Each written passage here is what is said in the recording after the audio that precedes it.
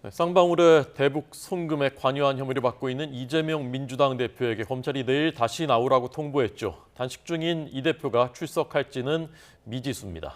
이 대표는 앞서 검찰 조사에서 피의자 신문 조서에 서명을 거부했는데요. 이렇게 되면 재판에서 증거로 인정될 수가 없기 때문에 검찰의 고심도 깊어지고 있습니다. 취재기자 연결해서 알아보겠습니다. 황보혜경 기자. 네, 사회부입니다. 네, 조사가 하루에 다 끝나질 못했는데 이재명 대표가 내일 추가 소환 조사에 응할까요? 이재명 대표 측은 검찰 재소환에는 응하겠다는 방침인데요. 다만 내일 검찰에 출석할지를 놓고는 아직 명확하게 입장을 밝히지 않고 있습니다. 이 대표 측은 출석 여부를 협의하고 있다면서 오늘 오후쯤 최종 정리가 될 것 같다고 밝혔습니다. 그제 이 대표는 쌍방울그룹 불법 대북 송금 의혹과 관련해 피의자 신분으로 수원지방검찰청에 출석했습니다.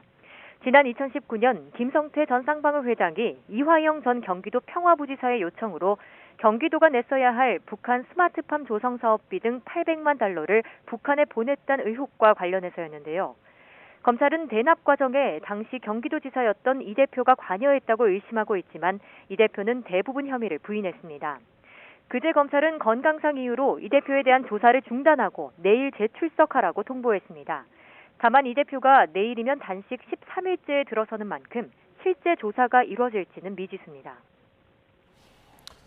네, 조사받은 뒤에 피의자 신문 조서에 서명을 하지 않았다고 하는데 이렇게 되면 법적으로 효력이 어떻게 되는 겁니까?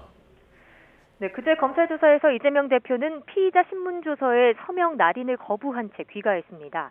120쪽 분량 조서 가운데 3분의 1 정도만 확인한 것으로 파악됐습니다. 검찰 관계자는 이 대표가 진술이 누락됐다고 억지를 부리고 정작 어느 부분이 누락됐는지 대답하지도 않은 채 일방적으로 퇴실했다고 밝혔습니다. 이에 대해 이 대표 측은 취지가 반영되지 않은 부분이 너무 많아 보완하는 데 한계가 있어 열람을 중단한 것이라고 반박했습니다. 검사가 작성한 피의자 신문조서에 피의자가 서명하지 않으면 재판에서 증거로 인정될 수 없습니다. 검찰 관계자는 이 대표가 조서에 서명하지 않아 재판에서 공소사실에 대한 직접 증거로서의 효력은 없다면서도 이 대표가 경위사실 등에 대해 진술한 내용과 자필로 수정한 부분을 기록에 첨부해서 법원이 살펴볼 수 있도록 할 계획이라고 설명했습니다. 이 대표는 현역 의원인 만큼 국회에서 체포동의안이 통과돼야 영장실질심사를 받게 됩니다. 구속영장이 청구돼 오는 21일과 25일 국회 본회의에서 체포동의안 표결이 이뤄질지가 관심인데요. 이 시기를 넘기면 다음 달엔 국정감사로 본회의가 열리지 않는 만큼 12월에나 표결이 가능할 거란 전망도 제기됩니다.